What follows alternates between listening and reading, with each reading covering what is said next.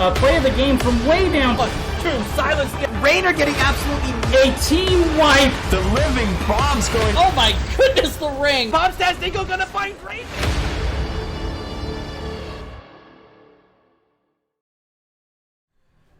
And welcome back to twitch.tv/MurdaRG. If you were here earlier this evening, you already witnessed one Division B match. It was over in the East, Die for Vision versus Roomba Rotations. And the Roombas came up on top in game number 3, 2-1, winning that last one on Towers of Doom. Here we're going to be heading on in to another Division B matchup, this time over in the West Coast. Abba Murky Colt versus Arrogant Nephalem in this Week 2 showdown. I didn't check the standings. I should have checked the standings. I didn't do that before the last match either. So let's quickly browse on over to Division B West. It's Arrogant Nephalem currently sitting atop the division with a domination in Week 1. They have 3 points in the standings. And Abba Murky Colt, yet to play a game yet, at least report a game yet. Still sitting 0 points in the standings. Can someone send the stream link? They're asking in chat. Twitch.tv/Murda. Oh, they already got it. Okay, sweet. Kime's got it. He's so fast. Such a fast boy. A little bit longer of a break. We did have a delay getting captains ready for the coin toss, but everyone's here now. We're ready to go. I think we're about to be launching into our game 1, but before we get on into it, let's talk about the map bans that happened tonight. It was Abba Murky Colt winning the coin toss and opting for first pick in game 1. So Arrogant Nephalem banned out Cursed Hollow and Tomb of the Spider Queen. Abba Murky Colt took away Dragonshire and Sky Temple, and here we are, game number 1, Towers of Doom, as chosen by Arrogant Nephalem. This was this. Sorry, I forgot to write the winners in my book last match. There's the ready from Creeper's bot. I'm gonna throw my ready out once again. Here we go. Welcome to Towers of Doom, game number 1 between Abba Murky Colt and Arrogant Nephalem. It will be first to action for Abba Murky Colt here on Towers of Doom. So you see them with the ban crown on Creeper's bot and first to action with their ban. 30 seconds on the clock to make their choice, but they don't need all of it. They go ahead and quickly ban out the Johanna.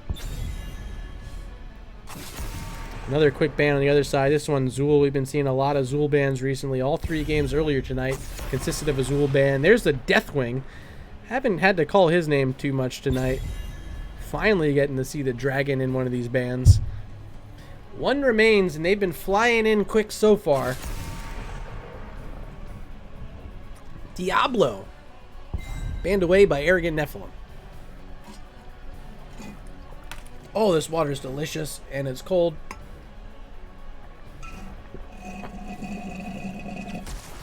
And I'm out. No worries, I got another one here. It's my game 2 water. I just finished my game 1 water. 32 ounces of glory, ETC being the first pickup here for Abba Murky Colt. How do they respond? We saw ETC a few times tonight already. In fact, 3 times earlier this evening. Greymane Stukov is the response. We haven't seen Greymane yet tonight, and I don't know why not. This hero is top tier. He does everything you want him to do. Camps, killing, wave clearing, bodying. He's a freaking Worgen, baby. 5 seconds left for picks number 2 and 3. On the side of AMC, it's going to be Vala Ariel, a hyper carry showing so far. And questioning how else they want to help support this Vala. Will Ariel be enough? She could be. No longer having access to shields on Tassadar, Vala becomes a bit more interesting to try to fit into your drafts. But still one of the strongest auto attackers and sustained damage dealers in the game. Jobber going to pick up the Vala in game 1. There's a ban onto Li Ming from Arrogant Nephalem. And the final ban is a Nubarak.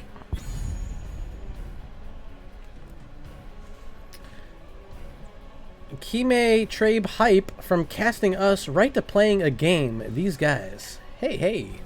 Good for him. I love to see Kime doing a lot more casting recently. I didn't realize Trabe was casting as well. That's pretty cool. I was having a nice chat with him pregame as we were waiting for the other captain to show up.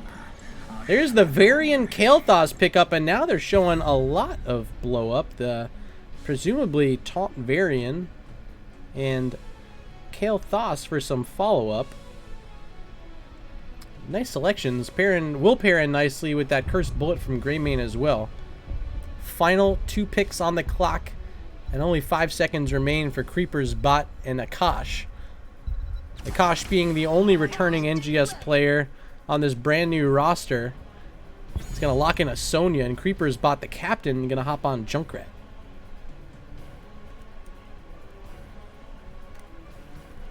One pick is all that's left, and it belongs to Arrogant Nephalem, and it belongs to Kime. Chad, he's one of your favorite players here, I'd imagine. He's going to be playing the Malthael in game number 1. See if there's any swaps. Doesn't look like it yet, as I'm going to have to get our poll ready for game number 1. I got to find out what you guys at home are thinking. Who will win game 1? We have AMC or AN. And the poll is open. If you want to participate in it, head on over to chat up at the top. Hit the drop down arrow. Select the team you want to win and make sure you hit submit. Your votes will show up live here on stream.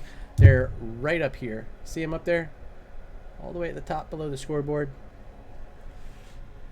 No votes yet, so hopefully you guys are out there paying attention to me. Hopefully you're on your PCs. I don't know if this works on mobile. That might be the limiting factor. But always love to hear how you guys are thinking and what might happen with these drafts. So thank you for being here as we load on in to game number 1. And let's introduce this team on the left-hand side first. Last out of base will be Hellfire on the Ariel. Akash going to be in the top lane playing Sonya. Here in the mid we see Doberman on ETC, Creeper's Bot on Junkrat, and Jobber on the Vala. Ladies and gents, brand new team here in season number 9. They're known as ABBA Murky Cult. The battle begins. And here on the right-hand side in red, we got long-time veterans, 6 seasons in a row these guys have been playing. It's Sigatai on the Varian, Null Pointer on Stukov, Killadin on the Greymane. Trabe's gonna be playing the Kael'thas, and Kime on the Malthael. So fast, you can already tell he's got that on a pale horse. Now let's take a look at these level 1 talents as we're done introducing Arrogant Nephalem.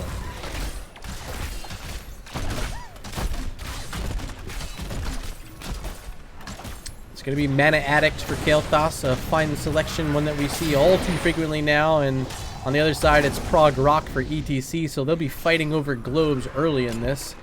Looks like it's going to be the block stacks for Sonya. And Searing Light is the pickup for Ariel. A bit more damage going to be coming out from the healer position here for ABBA Murky Cult as Doberman starting to take the first damage. Does power slide onto 3. Knockback lands. Follow-up stun as well from Ariel, but still not enough damage to collect their first kill of the game. Doberman at 20% health, having to be careful, had to back on out, but now finding a globe, adding into his other 2 he already had. So Prog Rock already at 3 stacks out of 20. Mid lane, Kael'thas pushing that wave up all by himself. That's Trabe, as teams are starting to think about their sapper camps here in the bottom lane. There goes Greymane and Stukov working on the side of Arrogant Nephalem, and here on the opposite side, already grabbing it, it's going to be Ariel, ETC, and Vala. Now potentially coming in to invade. Doberman going to get caught out by Varian, but still no level 4 for Sigatai, so not having access to the taunt yet means not a full kit, and not likely going to be able to find any kills until they have it. Sappers approaching, but being stopped on the other side by the Sappers of Arrogant Nephalem. It's Doberman once again taking a lot of damage on the front side with his ETC. Varian trying to pressure him back as level 4 is right around the corner. Let's see if it's locked in quickly. This taunt, yes it is for Varian. And now Sigatai being ready to go, has plenty more options for his team to work with. but not finding anything there in that bottom lane skirmish. They're going to rotate now to mid, trying to continue collecting XP, where we see Junkrat, the lone hero currently standing here. It's Malthael making the double rotations down from top. Bottom lane is ETC in trouble. Silence nearby. Doberman all the way down to 200 health, but able to knock him back. And survives with his well tap behind the bottom fort wall, but still pressure coming in from Arrogant Nephalem, this veteran team in NGS, making the move back up to Division B. How will they compete already with 3 points in the standings, feeling good in the early portion of the Season 9? Trying to add to it tonight up against a team that hasn't locked in any points yet. First altar phase active in just 2 seconds, already on the point. Up in the top is Malthael and Vala. Here on the bottom, 4 heroes from Arrogant Nephalem, with Trabe starting up the channel, pressuring back ETC as Greymane and Varian. And that's going to be 2 altars in favor of Arrogant Nephalem. Like all the others. You will pay for your arrogance.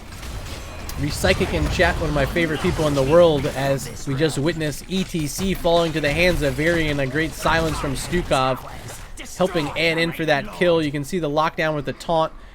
The silence so easy to place at their feet. And first blood of the game will belong to Arrogant Nephalem, now trying to parlay that into some action in the bottom lane, but sapper camps haven't spawned yet. They're not able to steal away the opponent's sappers.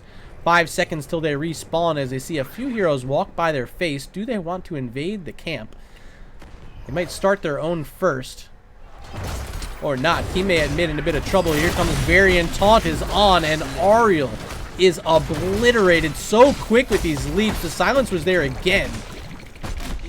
And now it's 2 kills to nothing in favor of Arrogant Nephalem, and maybe looking for more. There's a Gravity Labs Flame Strike at the feet with the taunt again from Varian. 3 kills now. 2 heroes still back at base, and they're going to have room now to invade the siege camp on the opposite side of the map. First true advantage either team's been able to find yet. And it will be secured. Concussion Mine coming out, knocking Greymane around, but a little too late. Camp already taken and quickly walking towards these towers. There they go. And that third one gets wasted. I don't know why that happens, but you hate to see it when it does happen. Segatai in trouble trying to run away with his Varian. Still no access to shield wall, not quite at level 10, so still able to take damage as Varian. Later on it'll be a different story, but for now has to be a bit careful, has to rely on Stukov. This is going to be another sapper camp for Arrogant Nephalem. Altar nearby, just a single altar here on the mid side. And they have 10 heroes here. Actually, Junkrat at mid, so 5v4 until Junkrat now rejoins the team. Trying to poke away and stall out this objective as long as he can with these grenades. Greymane starting to pressure up, waiting for Varian to do something. Gets caught in the root from Junkrat. Now throwing out another one of those traps.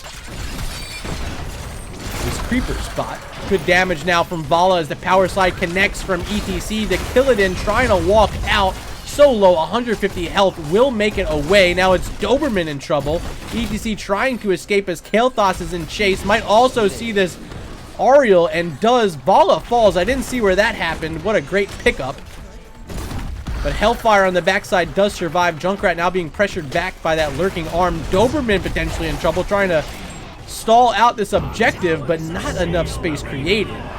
Greymane securing 4 more shots, and now an 8-point lead for the longtime veterans here in NGS, Arrogant Nephalem.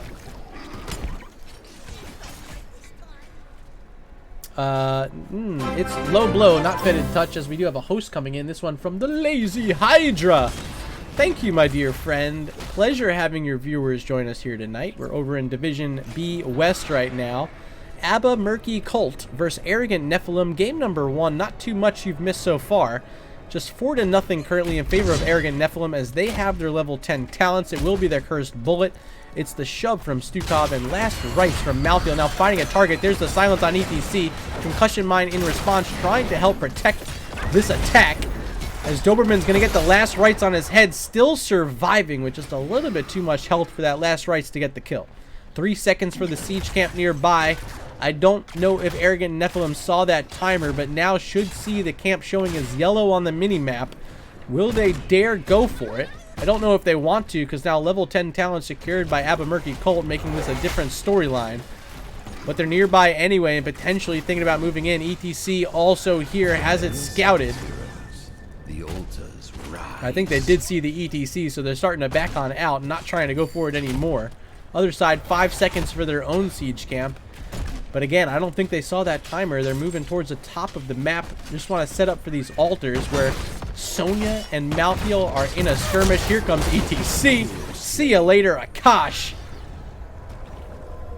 That is now 5-0. Arrogant Nephalem in the lead. Double altar phase on the map. This is Varian really deep, all by himself, trying to work on Vala. But here is Junkrat and Ariel in response. ETC also here gets that Crystal Aegis, but ends up in the silence. And when he pops out, he is done. 6th kill of the game, but now they might lose their Varian. They do. Good work by Vala and Ariel comboing for that kill. But I don't think they created enough space. Ooh. They do interrupt the Greymane. Can they get the Malthael? Yes, they can. Altar still not secured. As the fight continues, Kime down to 200 health, barely avoiding that grenade from Junkrat. Now trying to run away. It's 5 heroes on the map for Murky Colt. And they have to get to the other side of the map to slow down this objective. Here they come. Junkrat trying to stall it, but not quite able to make it there in time. Another 4 shots being sent the way of Murky Colt. And the 8-shot core lead, 8-core health lead. How do I say it? A lot of words. You know what I mean. They're up by 8.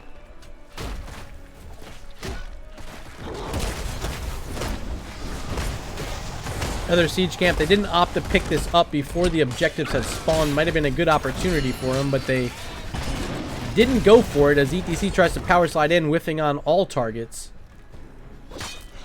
Varian's going to get into the bottom lane now. Level 13s are here, waiting on one more pick from the Greymane. Good taunt lands onto ETC, as well as that silence yet again. Doberman surrounded. There's the Gravity Labs. Crystal Aegis saving the day again, but the Phoenix comes out in response. Can Doberman run away? Gets the heal from Ariel and will survive, but now Hellfire maybe on the wrong side of dodge, avoiding a Flame Strike, and will be safe back by the wall. Top lane, it's Malthael double soaking with this On a Pale Horse talent. Akash a little bit slower playing the Sonya, trying to keep up with the fast speed of Malthael.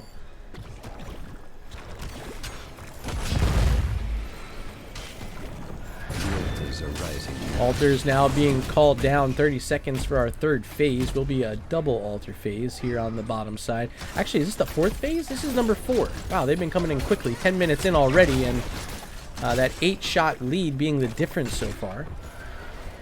Neither side taking a structure as of yet. And we might expect a fair trade here. We'll see if they go towards mid and just lock that in for free. Or if maybe Malthael comes down and can interrupt a bit. He's going to get to work on the channel, but ETC immediately in his face. A long time until they get onto it, so enough for Stukov to pick up the channel. And now the stall coming out from Kael'thas. Here's the fight. Doberman taking the damage first as Malthael's right on top. Does he have the last rights? He does, but doesn't use it on ETC. They end up killing off the Sonya. Now Doberman, still on low health, going to be chased out. There's the last rights, and ETC will fall. 8 kills in the game now for Arrogant Nephalem, 3 of them belonging to Kime. Rotating from the top lane with his Malthael to full success so far. And now they're up by 16 shots as they get both of those on the double altar phase. And they remain in this bottom lane, trying to get the first port of the game down. There's a concussion mine knocking Varian back. Big whip into the wall on Segatai as well, getting a lot of armor reduction from that tower, but he is able to make it back with the 40% reduction. Getting a bit of supporting from Stukov. That toxin spread.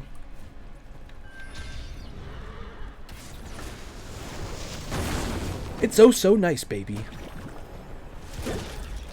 Here's the Killadin Greymane working on the siege camp as Varian harassing back ETC, making sure they don't get anywhere nearby.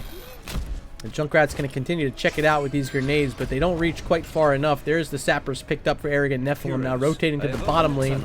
We see that our towers are upgrading now with keep damage, and also access in the middle for the teleport from base.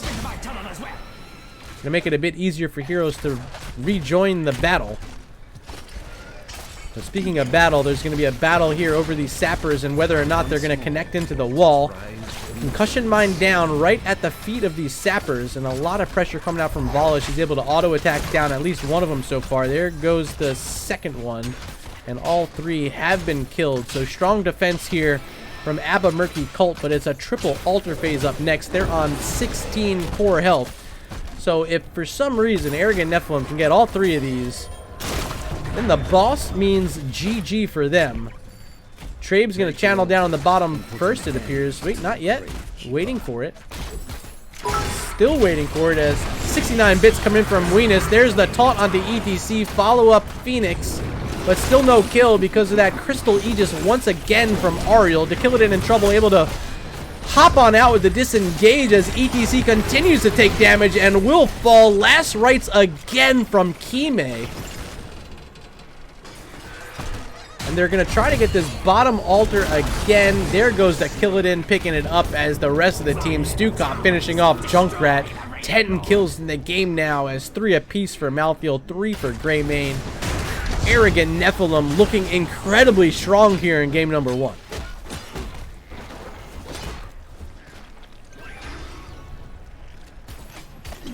Can they connect these sappers? They're going to try to, as they have with the past couple sets. If these do connect, it will represent this bottom lane fort in their favor, and there they go. 2 of them connecting, 1 still on the map, which could be another shot across the line. Oh, we got a sub. Weenus gifting out 3 subs. Ignasty getting 1, the Lazy Hydra, and Mark Zombie, 3 of my favorite cats in the game. So, well done by Weenus for being such a huge contributor here on my channel all throughout its existence. And putting us really close to this 50 subscriber goal we have right now. Bottom lane, there was just a kill onto Sonya. Actually, the Sonya kill was further off, not in this bottom lane. And now ETC in trouble, will fall to Greymane. Another pickup. 8 core health is all that remains. And sappers are about to be approaching. Kime working on him right now. They're in the bottom. Creeper's bot taking a huge blast from Kael'thas. And here come those sappers. Altar also active below. If they grab the altar, the boss represents enough shots to win the game. If they get these sappers across, that'll be enough shots to win this game. And everyone's leaving the lane. They're not going to defend the sappers. Uh-oh. Oh, they're well tapping at mid, and they're going to try to get back here in time. Will there be enough time? Malfield's going to channel the altar. He's all by himself. There's Kime. And here come the sappers, which will represent game over if they cross the line. No one nearby. Do they even see the sappers? One crosses. The second one does not. So we will have a little bit more of gameplay. It's not going to end right here, but down to 2 core health. Our Abba Murky Cult with the boss available on the map. Any deaths here could be enough for Arrogant Nephalem to march right up and take the boss.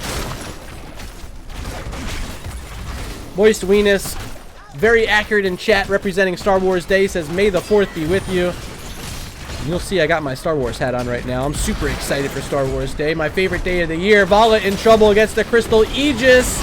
Jobber's able to vault away as ETC moves in. Used the mosh pit, but quickly interrupted. No one down yet for Arrogant Nephalem. Scratch that. Greymane falls. 65-second death timer. As they continue to fight here in the bottom lane, no other kills are picked up. Just the Sonya and the Greymane fall. Level 20 talents are here, and they're continuing on top of Doberman. He's getting in the silence. Took one of those living bombs. But still not dead as another taunt comes out. There's the concussion mine now. Varian across the goal line, taking a chunk of damage. Phoenix comes out. But no one's going to fall yet. Flame Strike connects onto 2. Doberman in trouble. Another Flame Strike, and ETC will fall. Does that signal boss time? I think it does. Let's watch the Headless Horseman. They're going to get sappers. Boss is up. Altar's about to spawn. Practically a GG checkmate scenario, but how do they want to play it? Do they go for the boss? Do they go for the altar? Looks like they're showing through the mid lane. They're going for the boss, baby.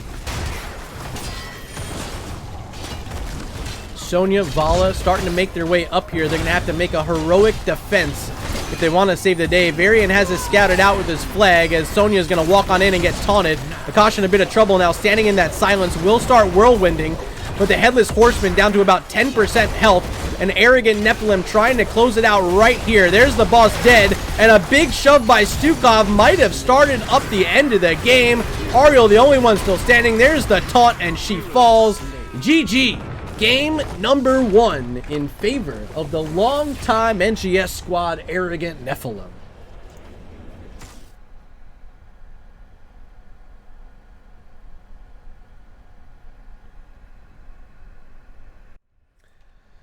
So let's take a look at this match summary brought to you by Nexus Gaming Series. Oh my God, look at that subscriber goal getting dangerously close to 50. I didn't think that was going to be attainable, but you guys are continuing to amaze me, supporting me through one of the hardest times I've had in my life of recent memory.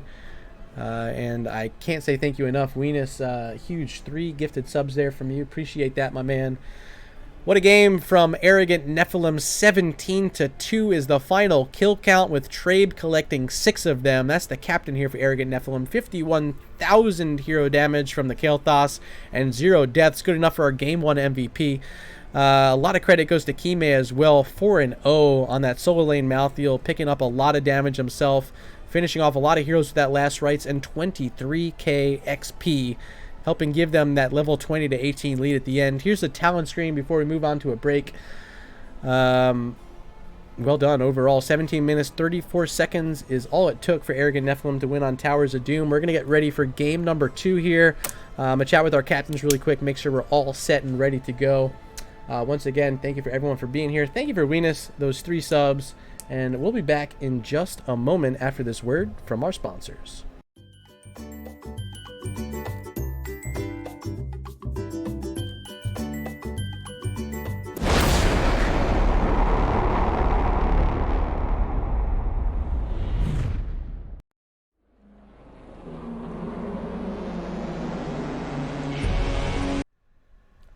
Are you kidding me? Hydra, are you kidding me? 8 gifted subs from Lazy Hydra. Wow. We did it. All right. Sub goal complete.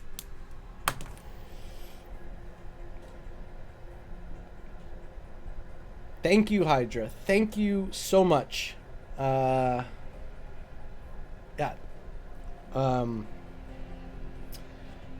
It's been a rough week, man. You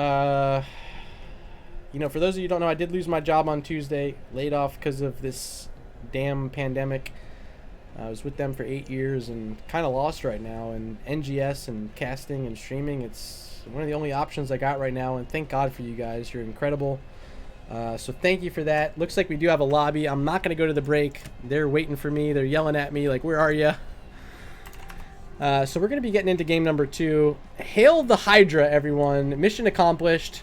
And all of you who just got some fancy new emotes, feel free to throw out some let's goes and target them directly at Weenus and Hydra for help and support with all these gifted subs. You guys are incredible. I can't thank you enough. Some globes being thrown out by the Apocalypse Shovel. Recently acquired globes. You'll love to see it.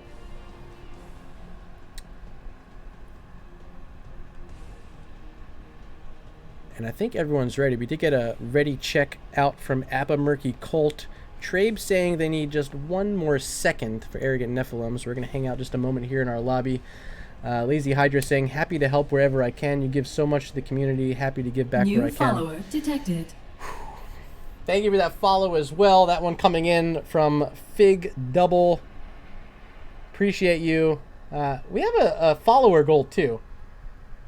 We're off by about 50. I don't know if you can gift follows.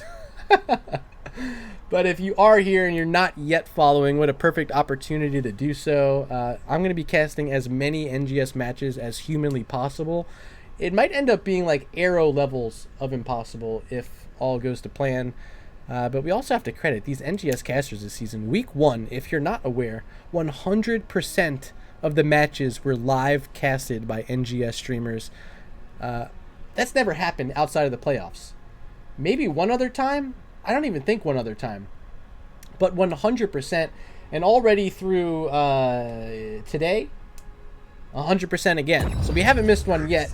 And we're not going to miss this draft. It's launching now. Infernal Shrines is the selection as chosen by Murky Colt.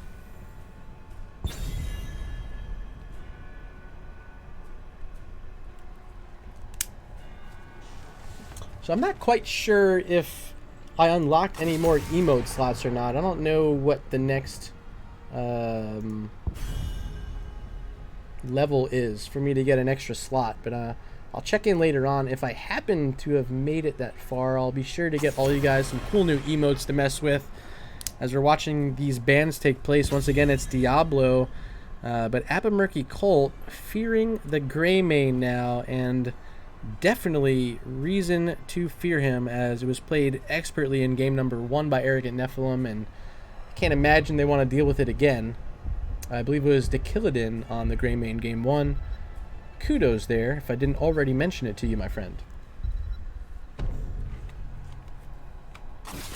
Second ban, this one's going to be on the Vala, who was a surprise selection in game 1, at least for me. Murky Colt using the Vala and Ariel, only collecting 2 kills in the game, so it didn't necessarily work as they were intending. But nonetheless, we'll still get a respect ban here in game 2. There's the Zul taken away, which means Deathwing, Sylvanas, Ana, the new Tassadar is still available. A lot of sweet heroes, a lot of impact heroes for these first 2 selections, as a couple of, less popular heroes, Diablo and Vala, being banned out by Arrogant Nephalem, does leave that Deathwing wide open, and there he is. How do they respond? They banned out the Gray Main. Malthael's still available. Leoric is still out there. Tychus as well, although not my favorite one to bring to the party against the Deathwing. I'd imagine they want to grab one of them, or else they're going to risk having something banned out with that final slot. Let's see what they do. Johanna and Raynor, which aren't terrible selections. I like the Johanna, one of the best tanks, especially here on Infernal Shrines. The Raynor can do decent against Deathwing. It's just really hard. Gonna need a little bit of extra help, I'd imagine. Picks number 2 and 3 now for Arrogant Nephalem. Trabe making these decisions for the team tonight. He's gonna tell them to lock in a Kael'thas and Mal'Ganis.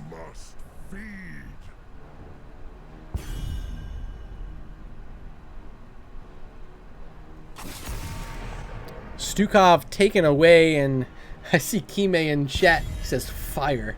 Wonder if that was in response to the Stukov or what. Oh, maybe it's because of the Kael'thas and Deathwing they got the fire. I got you. I feel you. 1 ban remaining for this map. It belongs to Arrogant Nephalem. They're on the clock. I want to take away a support here, and they do. They take away Ana, who is left available. Still no support taken on either side, so you gotta imagine these teams are gonna be fighting over them, and if you're Murky Colt, you want your pick, you don't want to give it up. So we'll see if they lock in their choice here. And I don't know which one it might be. Will it be back to the Ariel? Could be the selection. Crystal Aegis worked out pretty nicely in game 1. Saved a few heroes on multiple occasions. But this time it'll be Lucio for Hellfire and Hanzo for Creeper's Bot.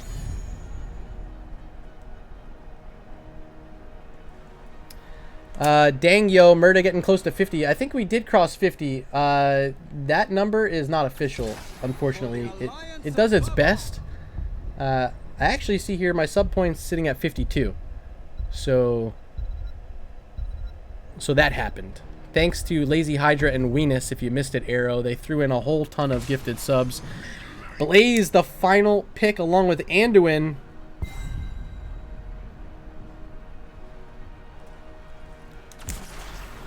And there's Leoric for Akash. So now we've seen everyone.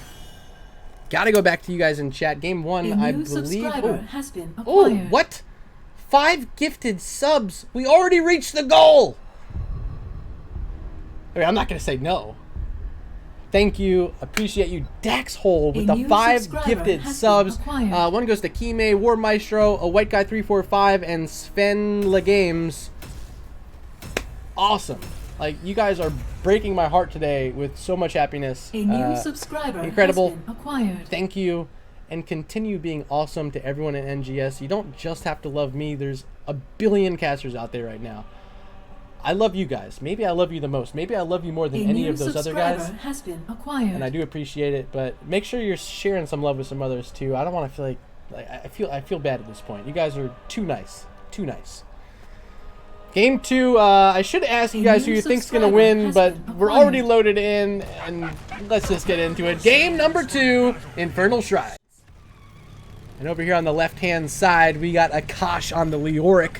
Creeper's bot's going to be playing the Hanzo here. Hellfire on Lucio. There's Jobber on the Raynor. And last but not least, Doberman playing the Johanna. Make some noise for Abba Murky Colt. Here on the right-hand side in red, Game 1 winners and long-time NGS veterans. We got Null Pointer on the Anduin. Segatai playing Mal'Ganis. The Killadin on Deathwing. Kime's playing the Blaze.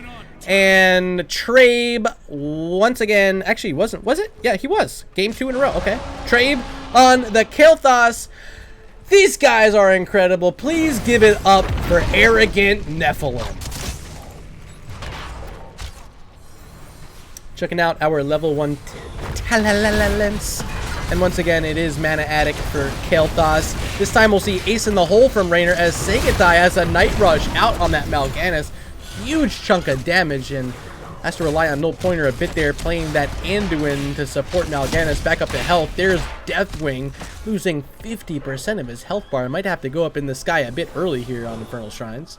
Good wave clear from Kael'thas, and Mal'Ganis can allow them to rotate back up to mid and have a slight advantage here in these rotations. Just a little bit ahead of their counterparts on the other side with the help of this Deathwing, this Lava Breath, and him not having to be in a solo lane. You'll love to see it. First look at a camp tonight, at least in this map number 2.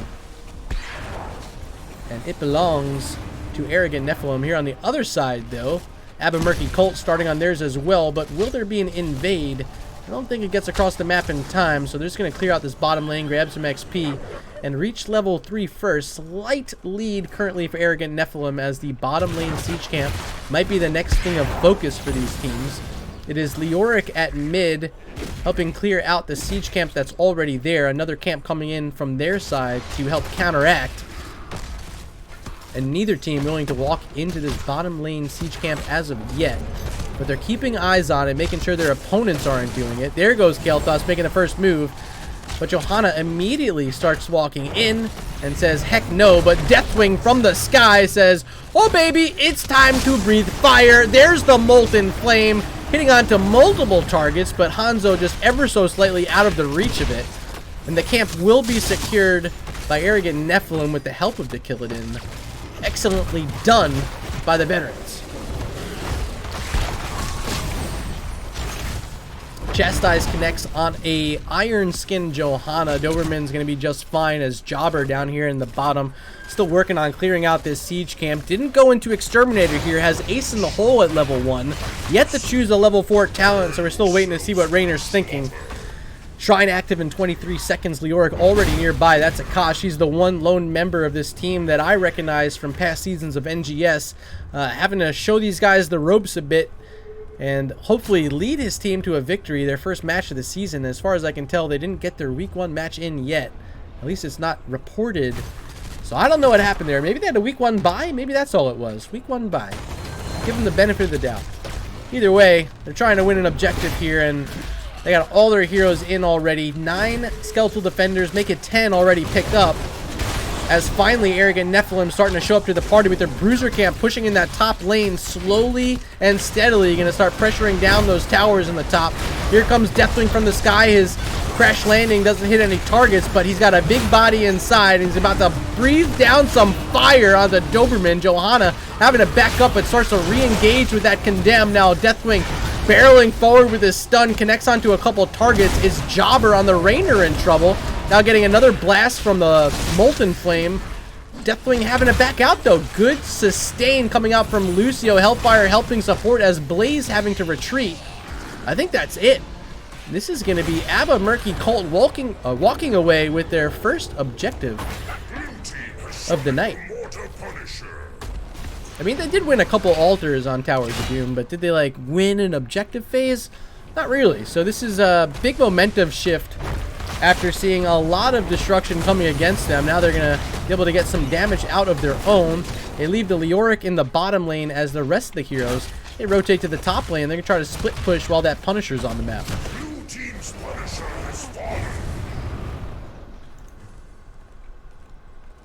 Kime still dealing with the Kosh here. Blaze versus Leoric, as the Jet Propulsion is going to help get away from that spooky hand.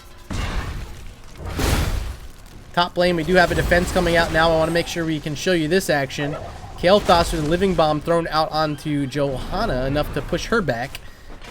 And we can hear Deathwing up in the sky above, regaining some of his health, waiting to make his way back down and help his team, maybe around one of these objectives. Right now it's Mal'Ganis working on the siege camp. And on the opposite side of the map, there goes Abba Murky Colt picking up their bruiser camp. No bruiser camp available currently. It was picked up during the objective by Arrogant Nephalem, so this is going to go without a camp in the other direction. Blaze is going to have to clear it out all by himself. In bottom lane, here comes the rotation. Anduin, Kael'thas, and now Deathwing nearby, working on this siege camp for the second time in the game. Flame Strike gonna hit in between a few of those mercs. And Hanzo's got it scouted out. Does Hanzo want to walk in with the rest of the team? Looks like they're gonna come on in. There's Doberman standing on the point. Molten Flame making sure no one gets even closer. Doberman now at 20% health as the Cataclysm comes out over multiple targets, but not quite angled perfectly, as there was enough room for them to squeeze away on the left-hand side of that Cataclysm. Camp was grabbed, though, by Arrogant Nephalem. And here it is on this bottom lane fort wall. Jobber back at base.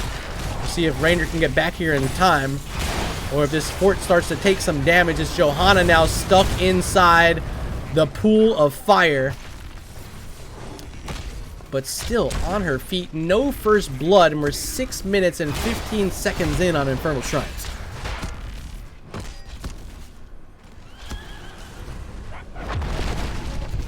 Good stun, going to interrupt this rotation, give a bit more freedom to Arrogant Nephalem in the mid lane. Top, it's Blaze versus Leoric still, and this time Kime in a lot of trouble, has the Jet Propulsion out.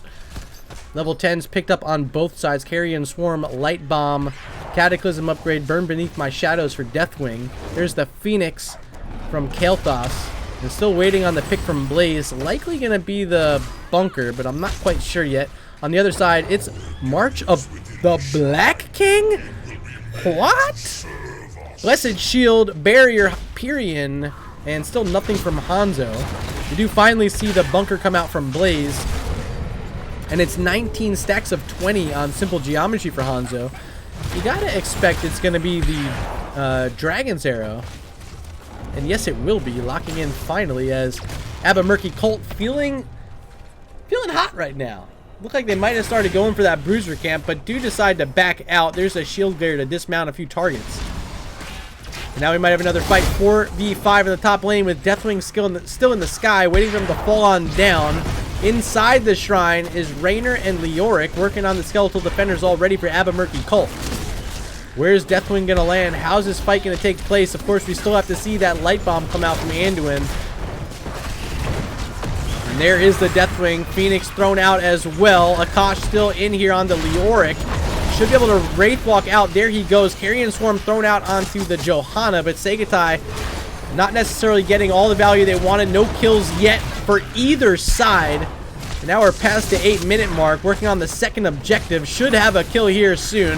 Akash gonna step forward. Doesn't have the Entomb. Remember, it's March of the Black King, so any choke point, Leoric could get a lot of health back and potentially do some damage off to this Deathwing, who has a lot of targets, not really able to worry him too much. Living Bomb now being spread onto Leoric. There comes the March, but March not strong enough. Leoric falls. There's the Bunker from Blaze as he was on about 10 health. Hops inside, and now the Molten Flame gonna help finish off the Hanzo as well. It's a double kill for Arrogant Nephalem. Should create enough space now to get their first Punisher of the game. 33's their stacks as Deathwing and Blaze as well as Kael'thas helping complete it. There's all 40, a couple globes for them, and job well done by Arrogant Nephalem. Deathwing back in the sky now as the rest of Arrogant Nephalem going to stay in this top lane and help support this Arcane Punisher now leaping onto an Iron Skin Johanna. She'll be just fine. There's the Phoenix from Kael'thas trying to help support the damage onto this fort. Is Doberman pressing in, trying to stall them out and make it so they can't stand in here without getting shot by these towers. Still no one able to walk forward and do damage to the fort. It's just the Punisher and a few auto attacks currently from Anduin, which isn't exactly what you need. There's the Cataclysm, and it should be a reset almost immediately as the fort finally does fall. They kill it in a weird spot, but the Punisher leaping on, finishing off the Johanna. A bit of a miscue there on the Light Bomb, though, as Segatai and Null Pointer can't connect for a stun onto any enemy heroes. They do get the fort, though. That was the prize they wanted, and that's the prize they're going to leave with. Now rotating to mid, here's Blaze having a double soak and getting a bit of help from the rest of the team here. Can they steal away a siege camp? There is one available with Johanna still dead. Looks like that's what they want. And that, my friends, is what they will get. Akash going to walk by, but not check out the camp. As it is taken, there's a couple more available nearby, and I'd imagine they're going for them immediately. They want the bottom one first, but they will barely show in that wave. So information has been provided if anyone was watching the minimap. But it's a pretty far run, and they're going to be nowhere close. So 2 camps now taken in a row with 1 siege camp remaining. Looks like Anduin's going to check it out, but Hanzo has it scouted. 13 to 14, and that's a full build complete on the simple geometry, almost to the point where that level 16 talent's going to be on, and that's where this Hanzo is extremely scary. So eyes on the captain here for Abba Murky. Cult Creeper's bot. A lot of pressure on his back to help bring his team back here in game number 2. Up top, it's Blaze versus Leoric still. Kime trying to defend this fort up against Leoric as a big rotation's coming out. There's Mal'Ganis. Do they find him? Yes, they do. Wraithwalk, though, from Leoric. Can he get away? Chastise does not land. Akash is safe.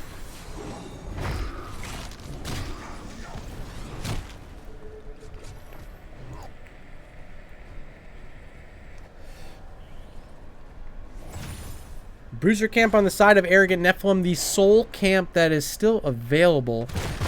And it's going to be Kael'thas and Anduin working on it. There's Mal'Ganis at mid trying to clear up the wave. Deathwing going to join on in to help damage his camp down.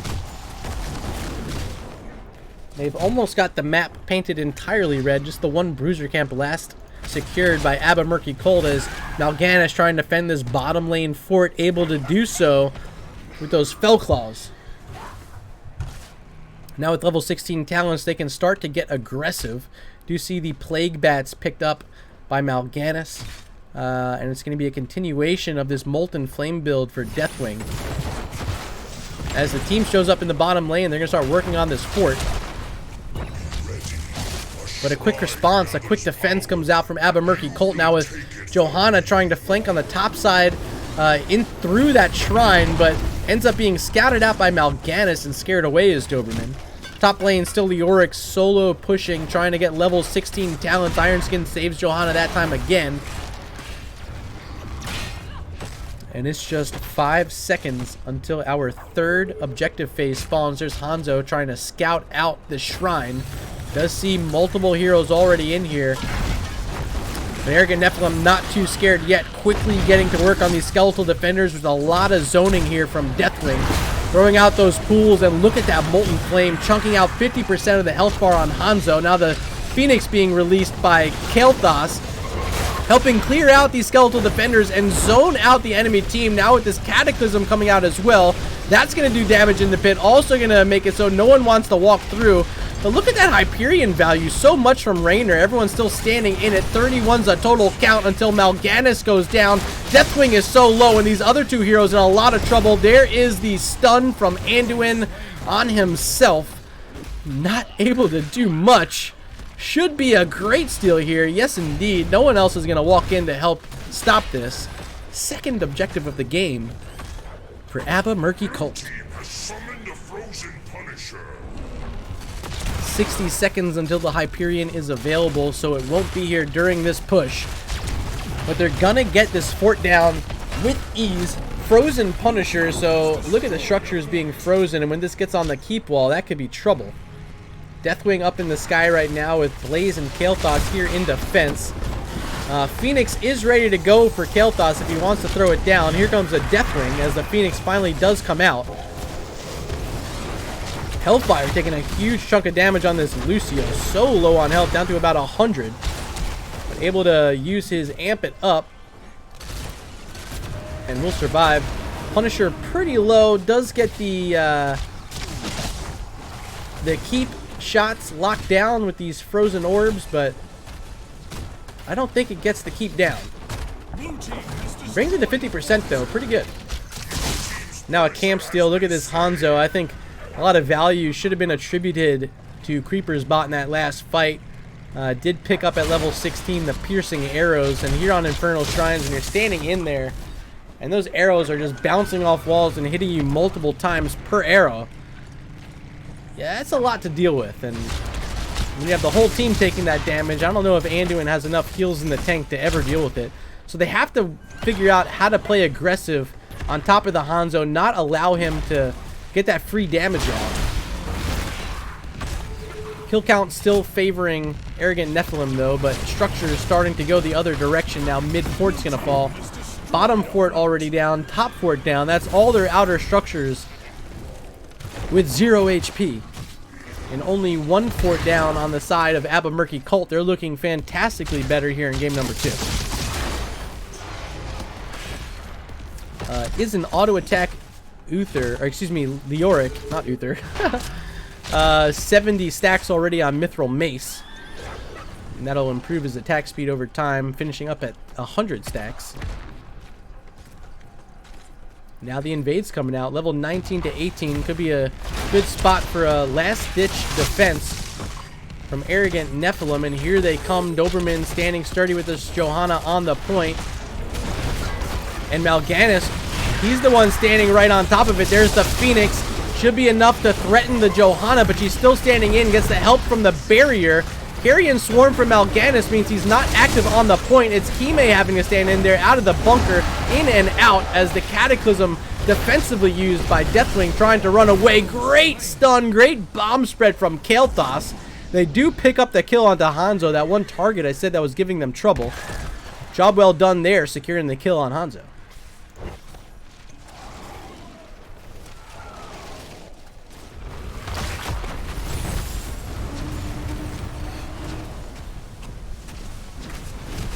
This bottom lane keep, the one with the most damage done to it so far, sitting below 50%. And potentially going to be threatened out by a wave here with Catapult right behind it. Someone will have to respond, or the Catapult eventually ends up making it through. And it looks like they will send Kael'thas. There's Trabe. Also, this should be enough for level 20s. And there it is. Rainer's going to pick up the Execute. That'll definitely help finish off a Deathwing. And also having the Bounty Hunter at level 16. Another fine selection there. Top lane will be our next shrine. And according to the minimap, it will be a Mortar Punisher up next. Gonna need to be a quick fight from Arrogant Nephalem. We'll see if they bring it early. And it looks like they will. Lead off Flame Strike from Trabe. Gonna connect onto Leoric. Waiting on a couple heroics. Carrion Swarm in 2 seconds, and the Cataclysm just now online. Here's the fight. Backside, it's Hanzo in a lot of trouble. Creeper's bot gets the benefit of the barrier from Lucio. Will be able to survive for now, but gets slipped by that Night Rush. And they find the kill onto the Rainer instead. Deathwing having to back up. The spooky hand from Leoric being so strong right now from Akash. There's a stun, hits onto multiple targets. As inside the shrine, it's Blaze and Kael'thas working on skeletal defenders. The fight taking place outside of it has Mal'Ganis trying to Fell Claws his way out of harm's way. Doberman stepping in, condemn onto a few targets, but it's Deathwing falling on the backside. Sorry I didn't get to show that to you. Good job by Akash helping pick that up and completing Mithril Mace. Now look at this attack speed from Leoric. It's going to be absolutely disgusting at this point. And Kime might be killed here. He is. Another great pickup and should end up being another objective as the bottom keep just fell. 2 catapults were approaching in that bottom lane. And it appears to me like Abba Murky Cult is set to send us to a game number 3. Not much stopping them from here. Blaze down for 45 seconds. Deathwing still 25 till he respawns. And a lot of heroes having to be in this bottom lane, clearing up that wave before they can make their defense in the top lane. Here they come, already onto this wall. One of the turrets down. Wall down now. Mortar Punisher throwing in some fire, and that should be it on that second tower. Now stepping forward onto the keep. Here they come. Akash with these very quick auto attacks doing work to these structures is Leoric. And with the keep down, now they're ready to go to the core. Punisher is still sitting at 67% health as Deathwing's trying to kill it with that Molten Flame. But so spooky with all this damage from Leoric. Carrion Swarm interrupted. Now Mal'Ganis in a lot of trouble. Follow-up Dragon's Arrow from Creeper's Bot is on the money, securing what could be the game-winning kill there onto Mal'Ganis. Deathwing's going to fall as well.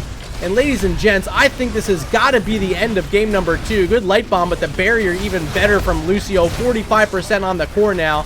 Another hero's dead. It's Kael'thas down. 20% on the core. GG. Game number 2 handed over to Abba Murky Cult. And we're going to be going into all-deciding game number 3.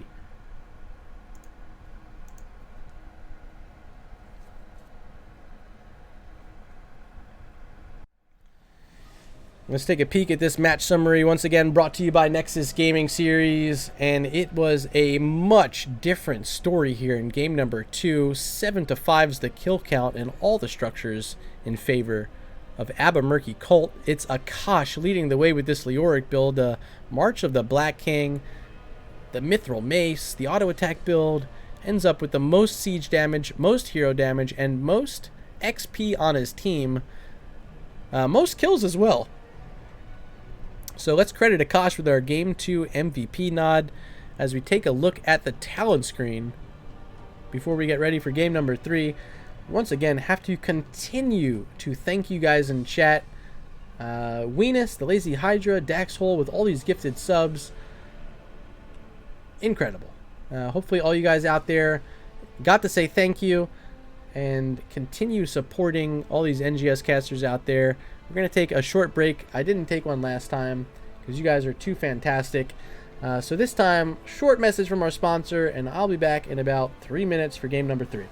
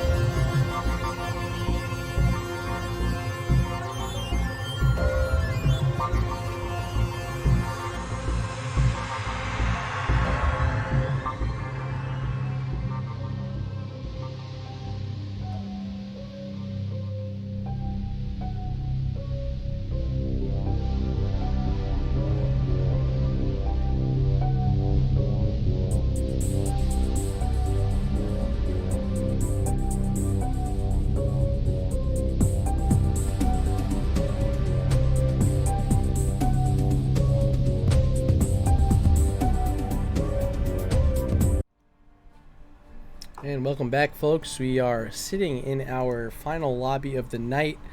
Looks like it's going to be Battlefield of Eternity, chosen by Murky Colt. First to ban will be Arrogant Nephalem here in game number 3. Oh boy, that game 2, Arrogant Nephalem has to go back to the drawing board. They bring in the Deathwing with their first pick. Ends up getting countered out. And ultimately, a big win there for Murky Colt. I gotta think the Deathwing, there's gonna be second thoughts on whether or not they want to bring the hero here on Battlefield of Eternity. I just don't imagine the hero ends up being picked. I think if you're Arrogant Nephalem, you're not feeling confident with it. You might even just leave it open. But if I'm them, I'm thinking about trying to get back on that gray main. But if I'm Murky Colt, I'm continuing to ban the gray main. Smart choice there by AMC.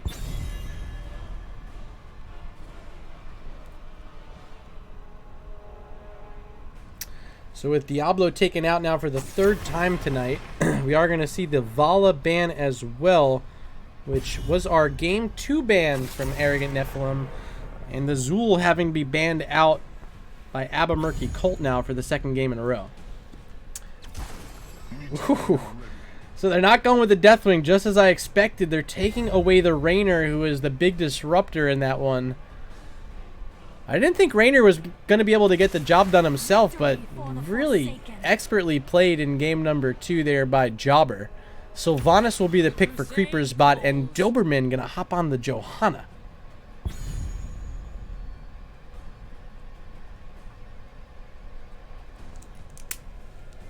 War Maestro mentioning favoring the Diablo ban. Absolutely. I mean, this is now the 3rd game in a row Target banning out the Diablo. I have to imagine they have some information from the other side of someone wanting to play the Diablo exclusively. So they continue to ban it out, and now they're picking up a Tyrande support, which we have not been seeing a lot of at all. But they're going to try to use you here in game number 3 to secure the set. Oh boy. Hanzo, the final ban from Murky Colt. They used him in game number 2 on Infernal Shrines with that scatter arrow build. Simple geometry got complete. They got the piercing arrows at 16, and it was lights out from there.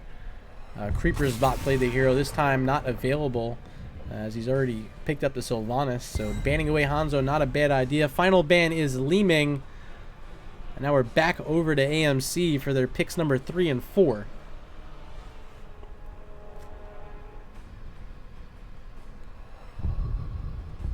What do you guys think? Support here, I'd imagine. There's the Ana. And Jobber is going to play a mage this time. It's Jaina.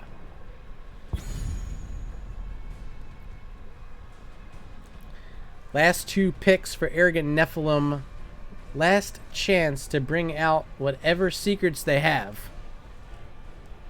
They got to pair in something with an ETC, a Rainer, and a Tyrande. Still needing something for the solo lane. Did they go back to the Malthael? Kime played it so well in the first game. There's Mephisto. And yes, it will be Malthael selected for Kime here in game number 3.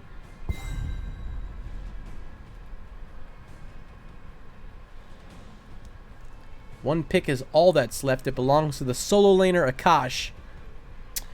Game 1, it was the Sonya up against Malthael. Does he want to change that up here after seeing how it played out in game 1?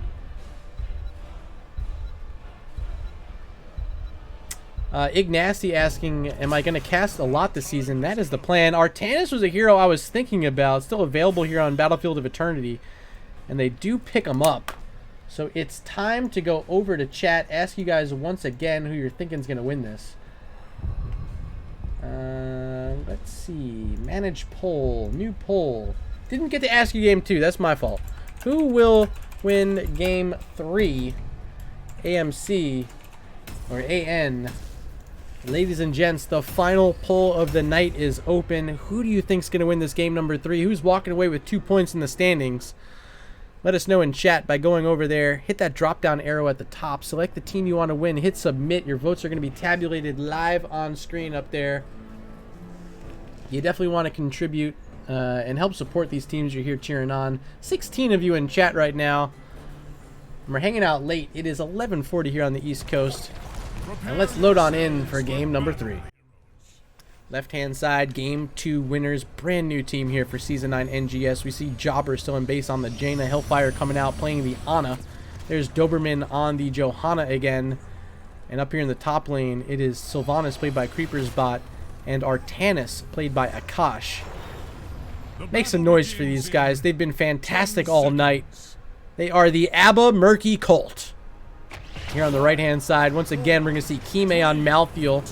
Here stacked up at mid, it's Trabe on the Mephisto. To Killidan, going to be playing the Rainer. Null Pointer on Tyrande. And ETC, played by Segatai. They've been around for so long. You know them oh so well. They're known as Arrogant Nephalem. Level 1 talents up. It will be Elun's chosen for Tyrande. No Leoric in this game, so it'll be just fine as Ironskin saves from that Lunar Flare stun. Doberman showing a lot of skill on Johanna tonight, able to survive through a lot of risky situations. And so far already looking good in game number 3 as Mephisto is going to walk in with that Lightning Nova, the first of the game we've seen from him, and it connects onto multiple targets. So should be some good cooldown reduction and almost another cast ready to go for Mephisto. Jobber falling pretty low, needing a lot of these heal darts from Ana. Hellfire not missing any of them though. As soon as I say it though, misses one. So ETC 73 health, power sliding out and surviving, almost being the first blood of the game. But will be able to survive. Picked up that Frog Rock at level 1, but still no globes able to be secured for ETC. Top lane matchup is Malthael versus Artanis. So far, Kime looking alright, playing against Akash here. A little bit of an HP lead, but in support now. Sylvanas showing in this top lane. Actually, not showing. She's in the vent. Malthael's going to walk on up. This Creeper's Bot want to make a play. So far, no. Bottom lane, it's Mephisto trying to shade on in, but a lot of sturdy health bars. Ooh, they do get the kill. I see. I shouldn't have left. Great work by Creeper's Bot, making the rotation up. Now with black arrows onto one of these towers, trying to shut down the wall and help support these minions that are here. It's a little bit of damage out onto the topside tower, but gonna have to wait on Artanis to pick up the camp before they can get going again onto that structure. Girl at a desk. Heyo, been quite a while since I played. I'll probably suck if I re-download it, but it's nice to watch, haha. Hey, you don't have to play to have some fun. I mean, I don't even play the game. I just do casting. I play very casually. When you guys invite me to parties, sure I'll play, but haven't played on a team since Season 5, I think. Malthael is back in this top lane, having to deal with the Khazra minions that have shown up. But a lot of wave clear on a Malthael, and when you see at level 4 Die Alone picked up, that means Artanis, you probably don't want to walk too close to Malthael because he's going to do some bonus damage to you every time he pops his Q.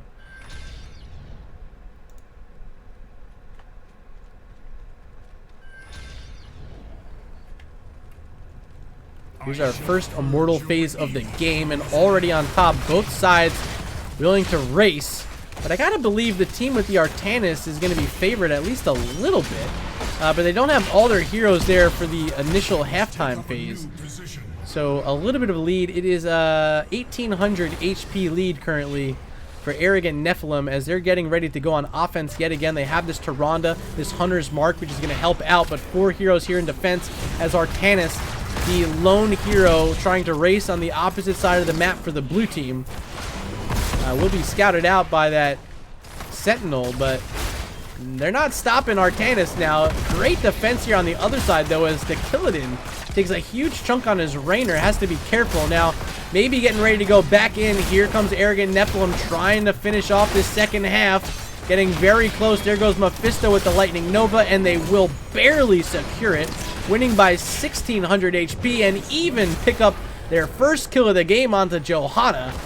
Perfectly timed for them, as now they're going to be able to work with this Immortal. Ooh, Hellfire? Ana's okay. Alright, so it's just the Rainer in the bottom lane. He'll be helping out the Immortal as the rest of the heroes are in the top lane. Getting ready to counter push up against an Artanis. Still Johanna not back in the lane, just now respawning, trying to get back to base. We see Sylvanas rotating up to support Artanis. But a little bit too late as the wall's already down. Trape takes a huge chunk as Akash trying to go back in. There's the power slide from ETC. Lunar Flare not going to follow up onto Artanis as Akash is safe back behind the fort. Here comes Johanna now in support, condemning in a few targets. There's not going to be any kills. Bottom lane, Immortal gets through the fort. The split push is good. They get a wall up top and they get a fort down bottom. Job well done by Arrogant Nephalem, but will it be enough here? The demon has fallen. Level 7 secured from both sides. We do see Subdue grabbed by Johanna. A bit of a feast or famine talent. We'll see if she has an opportunity at least to complete that quest, having to hit 4 targets at the same time with her punish ability, but not too easy to do. Will be a siege camp up top and 5 heroes here for Arrogant Nephalem. No one defending down bottom as the Khazars are approaching Artanis. Still no one else here in defense. The rest of the team, they're down in the bottom lane working on that camp, and here comes the attack from Arrogant Nephalem. Follow-up Lunar Flare does connect this time onto Artanis. The Skull Missile as well. And I think oh, he gets the shield. How much health does he have after the shield? 42. Ooh, that was so close. But barely proccing the shield in time is Artanis. He has enough health to get back to base. Down the bottom now it's Malthael against Sylvanas, and Kime, needing a bit more health from the minions, was getting shot by him instead of healing from him. And a lot of threat there from Sylvanas. Won't end up netting a kill in either direction. But Malthael able to secure that lane as Artanis now going to join up and help out there. Malthael's back at base getting some help in mana. Top lane, it's ETC in trouble, trying to escape behind the wall, barely making it back as Mephisto, the one trying to do the damage, not able to get a kill. ETC is going to go back to base as Raynor Mephisto continues to defend against this onslaught from Abba Murky Cult, but no kills. And I think Mephisto is going to have to go back to base as well, or will he? Trabe's going to stay. Not going back yet. Okay, he's still here. ETC now showing up as well. We got a 5v5 here at mid. Actually, Artanis still in the bottom lane. Not quite here yet, as Arrogant Nephalem is going to work on their bruiser camp right behind their position. Here comes Abba Murky Cult trying to get the first bit of action in this racing phase, already whittling it down past the 75% health mark. There's a power slide from ETC, almost at level 10. Still without the mosh pit, but they're still making a sturdy defense. And now with these talents, should be the aggressors in this fight. There they go, immediately onto the enemy Immortal. And everyone from Abba Murky Cult, they know better. They back on up. They just want to get their bruiser camp while they can. Wait for their level 10s and hopefully have them before this objective phase is over. Will be last rites again from Malthael. That was one of the power ultimates picked up in game number 1 for Kime. Going to try to do it again here in game number 3. And they should be able to get this Immortal with ease. Top lane bruisers have been pushing this whole time. Shaman getting a lot of damage out onto that fort. Finally going to be cleared up. And the Immortal's going top lane this time, swapping lanes as ETC is going to rotate in with the rest of the squad. Malthael, the sole hero, down in the bottom lane, helping push forward that wave for Arrogant Nephalem. Immortal just now finishing gathering its shield, approaching in the top lane. And this fort is already down, so it will be a shielded Immortal approaching the top lane keep of Abba Murky Cult. Any deaths here could spell trouble. Doberman stepping in with Iron Skin right through that Immortal stun. Didn't complete the subdue that time, but was looking for it. Almost had it. Now in front of the wall. The face melt from ETC, making it so the Lunar Flare doesn't connect. So a bit of a miscue there from Arrogant Nephalem, but it won't matter. The wall is down, and here comes Malthael. Now in response, Artanis is the sole hero left. He's down in the bottom lane away from this defense.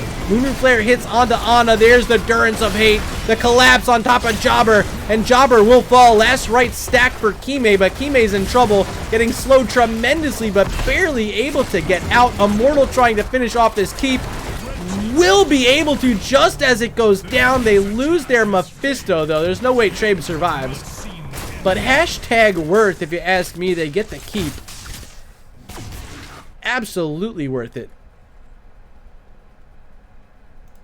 Here comes Raynor down to the bottom lane as the top lane siege camp can be worked on by Abba Murky Cult.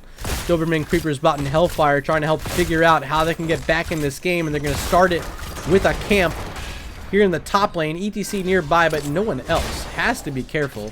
So checks it out, and then he gets right out. There's the Blessed Shield, and Segatai, big mistake that time.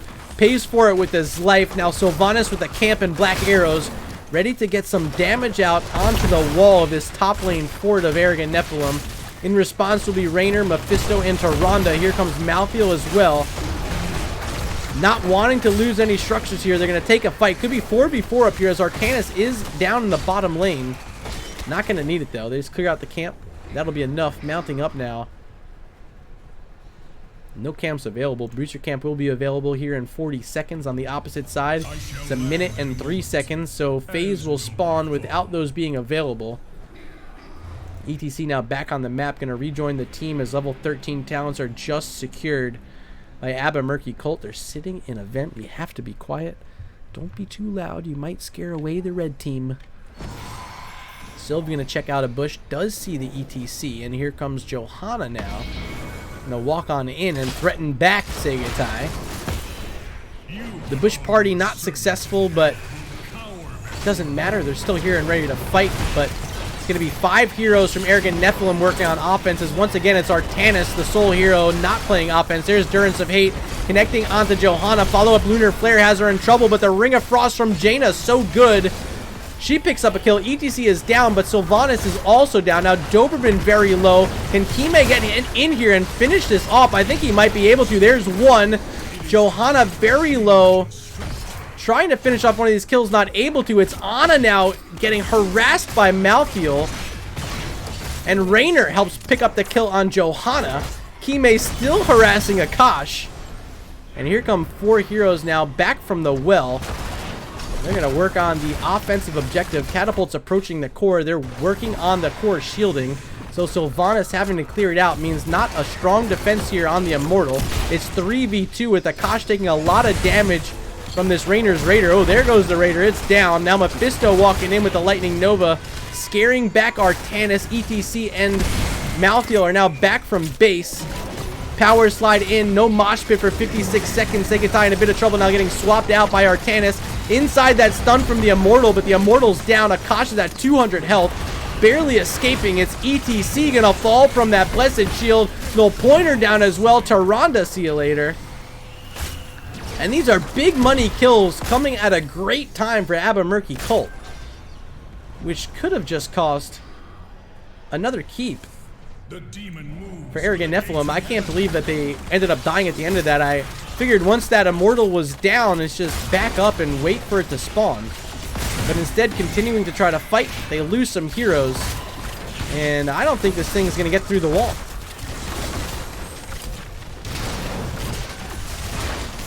Very quickly whittled down. 5 heroes. And that amateur opponent, Artanis. They're only going to lose one of their turrets and are feeling really good right now after winning a big fight and taking the lead 6-5 in kills. Let's take a look at the kill count. Oh my god, Ana, 3 kills, 0 deaths. Hellfire playing pretty good so far. 2 for Sylvanas, 1 for Johanna. On the other side, it's 4 for Kime and his Malthael, which has been outstanding all throughout this evening. They're getting out. It's Ana, though, in a weird spot. But ETC with no way to get over the wall. I'm not going to be able to threaten Hellfire back, who's yet to fall here in game number 3. We do have our level 16 talents now, and I want to make sure you can see those on the side of Arrogant Nephalem. Will be the Paint Them Red talent from Raynor. And Soul Collector from Malthael is going to make it a lot easier for him to hit that Q button. Much shorter cooldown as they steal away a Bruiser camp. Just Johanna showing up a bit late. Map almost fully painted red. Just the top siege camp last taken by Abba Murky Cult.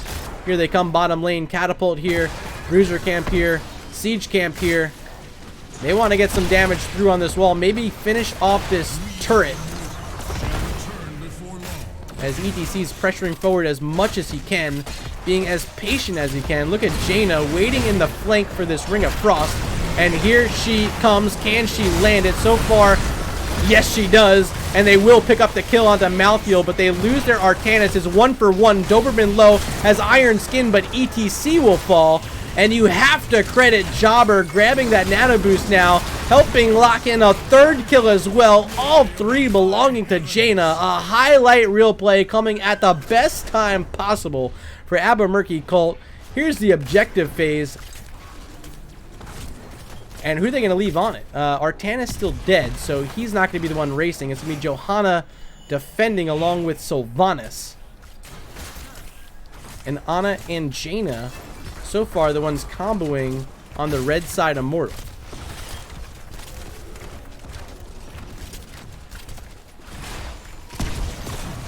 Good blinds from Johanna, but Raynor is a big threat at level 1, has the Exterminator, and certainly is really good at racing.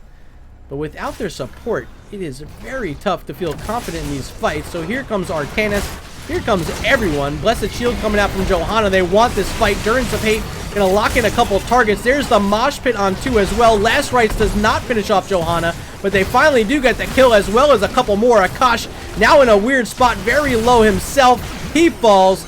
It's a triple kill for Arrogant Nephalem, and they're gonna hold this objective. And look at the core. 4 catapults, but they're shooting the wrong structures. They're shooting this tower. Now going to turn their focus as Jaina falls. It's just Ana on the map, and she has to play defense. Oh boy, this is not good. Arrogant Nephalem, already halftime has been pushed, are going to pick up another objective for themselves. They've gotten every single one in the game so far, if I'm not mistaken. And this one's going to be marching bottom lane, working on a keep that does not have a wall, just a little bit on this turrets left. Will this be the end? Heroes will respawn by then. But oh man, you hate to see it if you're a fan of Abba Murky Cult. They found big kills before that objective phase spawned. But then the Mosh Pit from ETC. Some really great damage coming out from Malthael. And the Raynor, of course. And Mephisto. Got to be credited with a lot of that as well. So Immortal sitting now with a 33% shield, approaching this bottom lane keep. Full strength on both sides. We have all of our heroes showing up here in the lane. And it's ETC stepping up first. There's the Durance of Hate. Hits onto the Artanis. As the Immortal starting to work through this keep, it's getting pretty low. Don't forget about top lane as catapults are also approaching there. This keep is about to fall. And there goes Mephisto getting some spread damage. Should have a nice cooldown reduction as well. Immortal down to about 15% health, and it will fall at the core. Shielding still stands as Kime can't get out. Blessed Shield will connect, but has his self-cleanse and is able to scoot away from now. Here's a swap attempt. It's not going to hit. Johanna slowing them. There's the Blizzard. Kona Cold as well. Ring of Frost hits 3 targets. Make it 4, actually. Do they get the kills? Yes, they do. Sylvanas skating back and forth. And I think they get all 5 here. They do. A mega kill. Malthael able to return. Catapults approaching in the top lane. Someone has to respond. It'll be Artanis. But here comes Sylvanas, Johanna, Ana, and Jaina in the bottom lane. Trying to get their first structures of the game. Malthael's going to split off up to the top, find a camp. So this fort should fall. Will they get a keep as well? I don't know if they have enough time or not.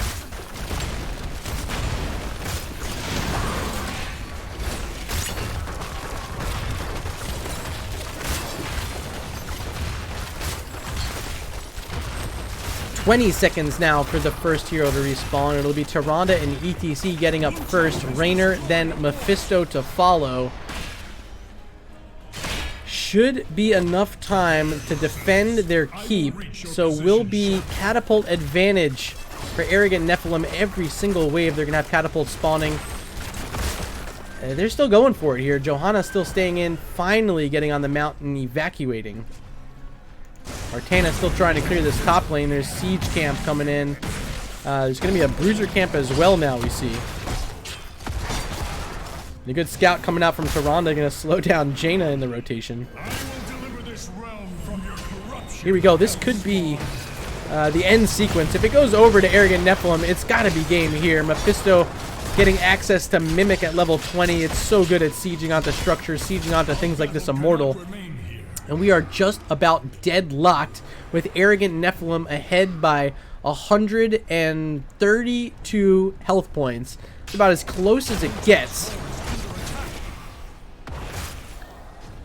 We're going to see who gets the first engage here. Can ETC find a mosh pit that works? Johanna's been outstanding as the swap's not going to hit. Good cleanse there from a fist or from Mouthfeel as the Durance of Hate hits multiple targets. Ring of Frost again from Jaina, but the mosh pit this time onto 3 targets. They lose their Mouthfeel, who can't come back this time. They lose another hero. It's ETC down, but it's Sylvanas and Artanis on the other side with multiple heroes also low. They get 4 now. 3-4 exchange in favor of Arrogant Nephalem. It's Tyrande and Mephisto still alive. Once again, just the Ana remaining on the map. Catapults approaching the core with the siege camp. 40%, 30%. Can she even kill these in time? I don't know if she can. 20%, and it's going to be an immortal. I think Arrogant Nephalem just won the game. Blue team's core is under 21% is going to be the final tally as Mephisto and Tyrande try to desperately finish off this immortal. They do find an Ana. A lot of stuns coming out. Is this shooting arrow at level 20? Shooting star, rather. Yes, it is. Mimic coming out now once again from Mephisto, and that will be the end of that immortal's health bar. 50% shield could mean the end of the game. I mean, it's got to mean the end of the game. How else? It has to be. You can't defend a 21-minute immortal with 21% health on your core. It's impossible. They're going to take the fight as deep in the lane as they can. for the gates of heaven. Try to slow this thing down as much as they can. Of course, they do have the Artanis. He's so strong in clearing this thing out. But if this thing makes it to the core, oh, that's going to be it. Good Blizzard placement by Jaina. Going to send all the shield off. Now whittling down the health bar as well. Arrogant Nephalem starting to walk in as Doberman's trying to slow him down. There's the blind from Artanis as the Immortal approaches the core. Here they come. Immortal slam. We do lose Sylvanas, and ladies and gents, it will be enough.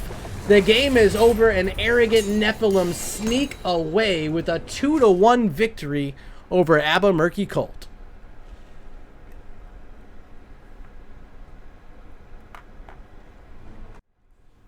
And here's our final match summary brought to you by our fantastic sponsors, Nexus Gaming Series. What a set. We had 2 Game 3s tonight in our doubleheader.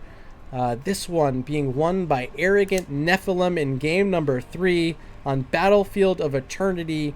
They get the kills when it matters most. Even though losing 18-15 in the kill count, they get all the structures they need. Every single objective going in their favor. Absolutely outstanding set. I'm excited to get a conversation going with Trey. We'll see if we can join him in the NGS lobby. But here's the talent screen before I get that set up. And I'll see if I can reach out now. Trabe.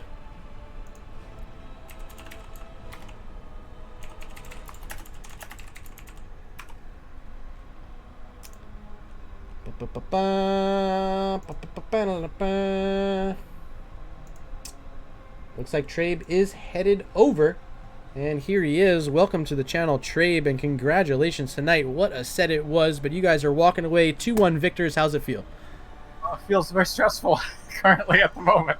I can't blame you. I mean, watching it back live here from my end and the nerves maybe that were coming out during game number 2 where you guys fell, and then game 3, it got really dicey there at the end. While it's fresh in our memory, can you walk us through that ending sequence where you're able to get those kills that ultimately help secure the win? I just remember people yelling a lot about somebody was nano bursted and we need to get out. We don't want this fight. And then we were fighting, and so I just did lightning everywhere, and then somehow I didn't die. So I guess No Pointer probably did a good job. It's mostly a blur, to be honest. I mean, I don't blame you. I don't blame you at all. You go with that Mimic at level 20. It's so strong on Mephisto, especially on a racing map like in Battlefield of Eternity, where that Immortal sitting there, you're able to get 2 chains of the Lightning Nova active on him at the same time. But not only the Immortal, you were able to implement that perfectly up against the enemy heroes all night, getting that cooldown reduction and really making Mephisto become a nuisance for them. Just talk to me a bit about the hero in general and where you feel it's placed in the meta. Is it actually like A tier right now or even higher? It's gonna, I mean, like most heroes, it's gonna depend heavily on the league you're in, I think. If you go up to Heroic and the top players where they're really good at capitalizing and punishing you if you do a bad teleport from an unsafe space and just come in and destroy you the second you get back. It's hard to call them A tier necessarily, I think, at that level, just because there is that glaring weakness. But around A, B, and C, I think he's just super strong. He does a ton of damage. He can do it pretty safely. He's got reasonably reliable CC with the ult that can turn the team fights. Yeah. But with the W build, 16 and 20 are both just gigantic power spikes. It's a really frustrating hero to play against, and the ease of execution for the player is a lot easier than trying to defend against it. Well said. Let's circle back, though. Let's go back to game number 1, Towers of Doom, and you guys had a huge lead there.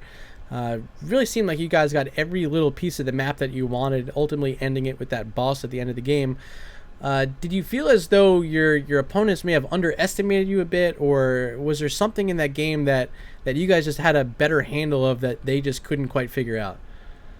I think the big thing was just looking at their comp and sort of how the fights played out. A lot of their game plan went into landing a good mosh pit, and we were able to draft a team that makes it pretty tough to do that. Into a Stukov, into a Kael'thas, you've got to be very, very on point in catching the right people. And we were just able to stay split up enough and stay on the ball and prevent that from happening. And when that's really your game plan, if you can't get it, it's just hard to turn a fight. If you either can't land a mosh or can only land 1 or 2 people, they just didn't quite have the team comp to capitalize on it without making that happen. So we just were able to play defensively and sort of wear them out in fights. And you guys deployed a taunt variant in the set. This is something I see often in Division A, not as frequently here in Division B. But it felt really good. I mean, you guys paired it in with the Stukov, which every single time the taunt came out, the silence was at their feet. Seemed very well executed. Is this a practice strategy for you guys? A little bit. We ran it a couple times last season. It's not like our automatic favorite gotta go to by any means. But Varian isn't a hero that gets bans too often. Stukov is a pretty solid pick all the time. And so if we've got an early Stukov and the tanks are getting choked out a little bit, it's always something that we are going to consider, especially if we've got some nice burst damage to follow up. So a hero was considered in game number 2. Your first pick is the Deathwing, and it's a hero that's obviously highly contested, but it seems as though when I'm seeing him more often than not now here in NGS, he's being countered out. How did you feel that auto attack build Leoric did against him, as well as the Rainer and the Hanzo with a lot of damage? Seemed like Deathwing couldn't stay active as long as you wanted. Is that the case? I think there were 2 things that got a little goofy there. One is some of the talent choices. They brought a lot more burst than we were expecting with the Hanzo W build and the late game Rainer AA reset and everything. And so we were getting a lot of value out of Deathwing's level 1 early game. Later game, on those more impactful fights, having that protected to stop the instant blow up might have been a little more helpful. And the other thing is that we just forgot to draft a carry. Whoops. Oh, no. We were like, oh, Kael'thas is open. It's Infernal Shrine. Kael'thas is good. And then we ended up with like 2 mages and a Blaze or something, and just didn't have lockdown, had no way to pressure the Leoric, had no way to pressure the Johanna, who both went super sustaining. And we couldn't dive their back line, and we couldn't kill their front line. So no matter how good your shrine clear is, it's a matter of time until you get beat, if that's the team you bring. So you're telling me I have to blame you as the drafter? You can... I'm just kidding. I'm not actually blaming you. Shared responsibility, so I'd say 20% max for me. I'd take 20, but no more. I'll tell you who was a highlight player tonight for me. It was Kime playing the Malthael in games 1 and 3, both the maps that you ended up winning. Anything you want to speak about Kime and the efforts he brought out tonight? Dude's just good at Malthael. It doesn't really make sense with our drafts. We were always like, oh, we need more CC. It'd be good to have more CC and a more bruisery role in the off lane. And then Malthael's open, and Kime's like, oh, I'll play Malthael, and he just kind of carries us. So I don't really understand it, but I'm pretty okay with it. He just put a ton of time in on that hero specifically. And so in any map where it's sort of the more dual-focused offlane, he's just a terror to deal with, and then he's got the timing to know when to swoop in, toss on the last rights, and get the hell out of dodge. Yeah, there were fantastic rotations, and I see Kime, you're hanging out in chat right now. Hats off to you. I'd literally take it off, but it's Star Wars Day. I can't remove this one by law. Actually, wait, it's not Star Wars Day anymore. It's Cinco de Mayo. Agree. Pop a Corona and celebrate Mexican independence. But hey, what a set tonight. Have you guys had a chance to look forward to anyone else on the schedule that you're looking forward to play this season? I got to write it down and maybe get another look at Arrogant Nephalem before the playoffs. We are playing Soak Every Lane. Ooh, I this casted them Thursday, last Friday. night. Awesome. And all respect to them. They're a good group of folks. They're a good team. They've done very well in Division B in the past couple seasons. I just want to beat the pants off of those guys. They beat us 2 seasons ago. They smoked us so hard. I've been tilted about it for like 6 months. We've ever since we saw we were coming back to Div B, we've had this match circled on the calendar. That's perfect answer for me. Now I know. I'm gonna try to scoop that one up if I can. It's gonna be a good one. I think it's gonna get real stupid. I don't know how yet. I've just got that feeling in my stomach. These are gonna be 3 very dumb games. So that's one of your flex matches? Yes. Okay. Perfect. Well, hey, Trey, congrats again on the big win tonight. You guys escaped with 2 points in the standings, but before I let you go, time for some shout-outs. Yeah, shout-outs to Beast Coast up in Div A, who did pretty well last season and is coming back ready to do even better this time. They're sort of our sister team. A couple of people on there used to play on our team, so we're always cheering for them and hoping they'll go take the crown. Yeah, and just shout-outs to other teams in Div B. It's good to be back. We bounced down to Div C for a while. Now we're back up here, and we're ready to show that this is where we belong. We deserve it. Well stated. Congratulations tonight. Best of luck moving forward. And I'll see if I can catch that Soak Every Lane match later on this week. I recommend you do. Well, I'm going to be looking for it, man. I promise you that. Congrats again, Trabe. I'll talk to you soon. Will do. Thanks for picking up the cast. All right, we'll see you. Whoa, stream. A lot to recap tonight. First, we had our first match. It was the Roomba Rotations winning the reverse sweep over Die for Vision, Game 3 victory on Towers of Doom. And then here, in our second half of the doubleheader, it's Arrogant Nephalem escaping with a 2-1 victory over Murky Cult. Pretty impressive fashion on Towers of Doom, and then some great fighting at the end there on Battlefield of Eternity, enough to earn them those 2 points. A lot of you guys in chat thanking me. But I got to be thanking you guys. You guys have blown me away with your support today and really all throughout this past week. I lost count of exactly how many were donated. Let's see if we can count. Weenus started off with 3 gifted subs. Actually, 3 hours ago, Lock Voltura had a gifted sub too. And then Lazy Hydra comes in out of nowhere. And he drops in, is this right? Another 6, 7? Was it 8? 1, 2, 3, 4, 5, 6, 7. It was either 7 or 8. I think it might have been 8, and this might not be right. And then Daxhole 5 at the end. Like, you guys are incredible. I don't have better adjectives. Like, my vocabulary is not that good.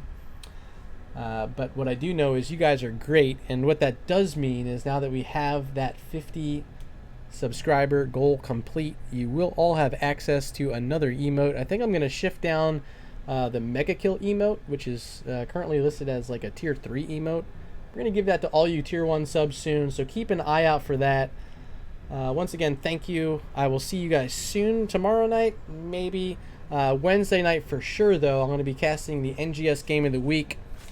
So keep tuned on the NGS Discord for more information there. We're partnering up with Nexus Edge this season, and it will be taking place on twitch.tv/Nexus Gaming Series, where I co-host that with my dear friend Slexia. So I should hopefully see you tomorrow. If not, definitely on Wednesday. And that's pretty much it for tonight. I'm going to try to find another match that's currently going on, if there are any. We'll get you guys over to some more NGS action. But for now, that's it for me. I've been Murda. You guys have been amazing. You guys have been incredible. You guys have been my best friends. Thank you so much for all your support. And until next time, I will see you in the Nexus.